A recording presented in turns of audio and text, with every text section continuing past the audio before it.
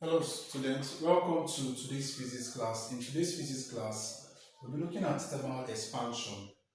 Alright, one of the effects of heat energy is that it causes increase in size of an object.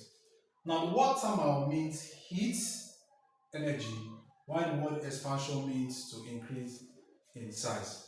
So why do solid particles or metals increase in size when they are heated? So let's look at what happens at the intermolecular phase. So let's say this is the particle arrangement for a solid particle. Now solid particles are usually fixed, they are in fixed position, and it vibrates within that fixed position. So when we hit a solid object, what happens is that the frequency of vibration tends to increase more. It vibrates more frequently. This vibration is caused as a result of the kinetic energy. So when you apply heat here, the kinetic energy increase, thereby increasing the vibration of the solid particles. Now, that vibration, because of it is vibrating more, it tends to make space. Okay, the space between each molecules increases. That is because the particles are looking for space for them to move freely because of the high kinetic energy it has. So that space is what causes the increase in size of the solid particle. So the solid particle increase as a result of that. When this object cools down, or when the temperature decreases, it cools, and when it cools, the particle size or the size of the metal tends to go back. This is because the vibration has reduced and the space between them reduces as well. So this is why a metallic object tends to increase in size when it is heated. Now let's look at this ball and ring experiment. Now the ball and ring experiment is an experiment to illustrate the expansion of solid. Now this is a ring with a fixed size. Now this is a ball. Now when it is cool, when this ball is cool, it is able to pass through this ring. It can pass through the ring freely. But when you hit the ball and you try to pass the ball through this ring, you will notice that this ball would not be able to pass through. So that is to show you that the size of the ball has increased. It has increased in size. So when you pull it again, the size of the ball decreases and it will be able to pass through the ring again. Now let's look at this diagram, okay? Now when an object is heated, when a solid object is heated, the length of the object, the width of the object, and the area of the object tends to increase in size. It tends to increase in size. So let's say you have a solid object. This is the area, the initial area A1. This is the new area of the object A2.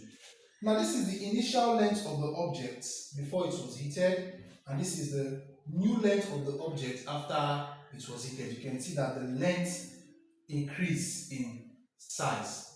Alright, putting in all those factors, okay, we have this. Now, this alpha sign is a coefficient for linear expansion, while the beta sign is a coefficient for area expansion.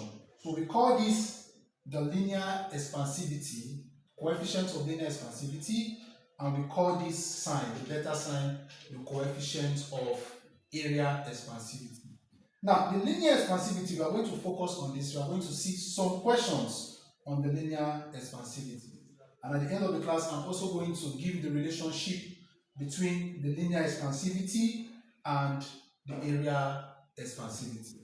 Now, the linear expansivity of an object is defined as the increase in length per linear length per degree rise in temperature.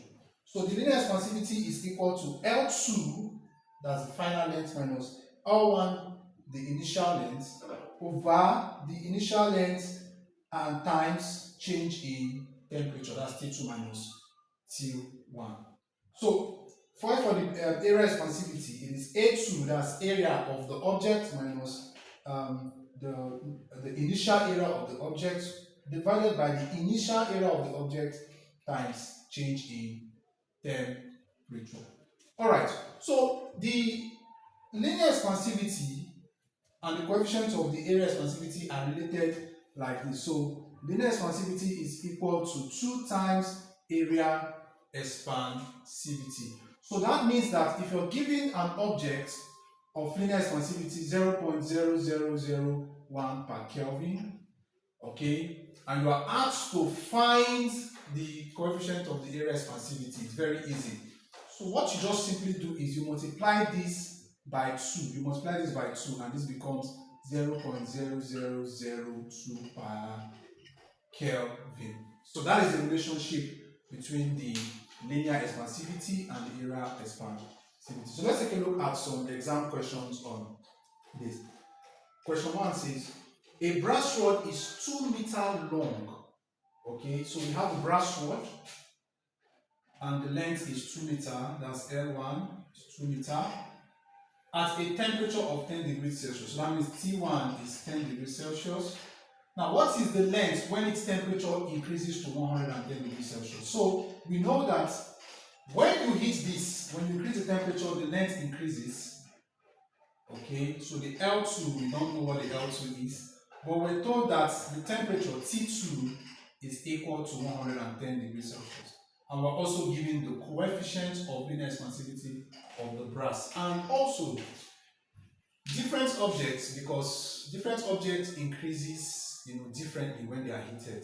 So that is why individual objects have their unique linear expansivity. So the linear expansivity for brass will be different from the linear expansivity for let's say iron or bronze. So every object has their unique coefficient of linear expansivity. So let's go back to the question. So we're given this as 0.000018 per Kelvin. So alright, we're looking for L2. So our formula for linear expansivity alpha is equals to L2 minus L1 divided by L1 and then change in temperature T2 minus T1. So increase all the parameter, you are going to get 0.000018 is equals to, you have your L2, you are looking for L2, you don't know, minus L1 which is 2 divided by L1 which is 2 and times change in temperature T2 minus T1, that's 110 minus 10, that will give us 100 degrees Celsius.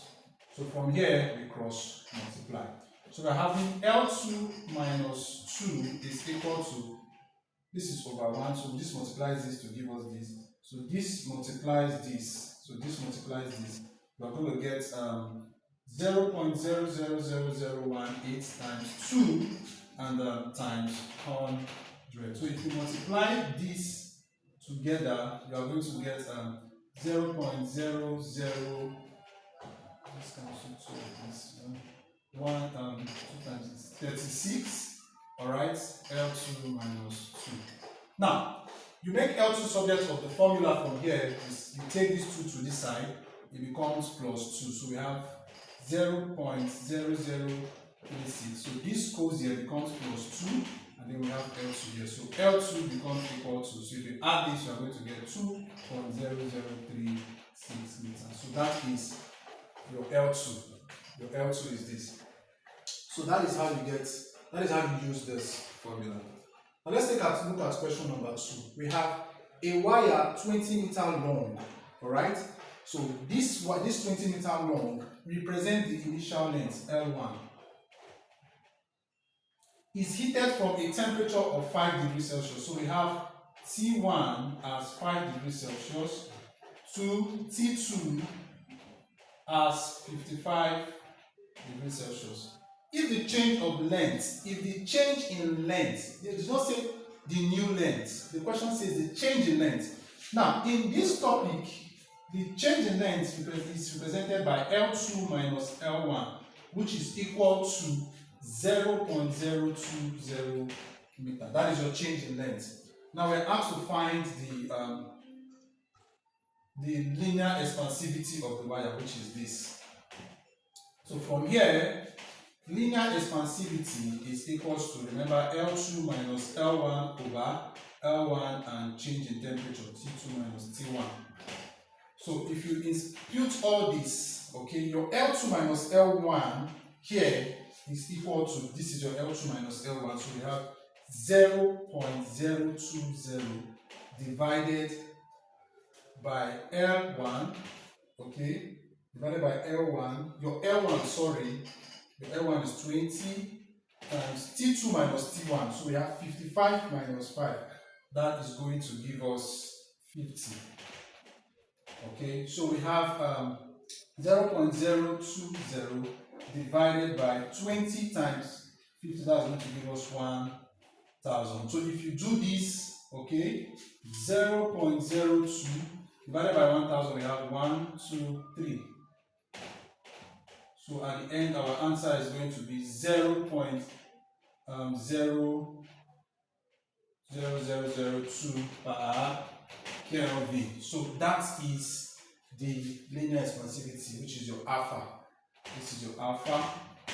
This is your alpha, linear expansivity. So, alright, there you have it. So, this is how we calculate linear expansivity. Now, let me add, it's like I said, I'm going to emphasize on the relationship between this and this. Now, if the question says, if this question says, let's say this question 2, ask you to find the area expansivity, also, in addition to the linear expansivity. Now, this is what you do. You say your area expansivity is equal to 2 times your linear expansivity. So this becomes equal to 2 times 0.0002. So that will give us equals to, if you multiply this, you are going to get 0.00004 per Kelvin. That gives you your area expansivity. So that's the relationship between that. Alright, students, so I hope you have learned something about thermal expansion and how to calculate linear expansivity. So if you have any question or contribution, you can use the comment section. So make sure you like our videos and subscribe. Thank you for watching.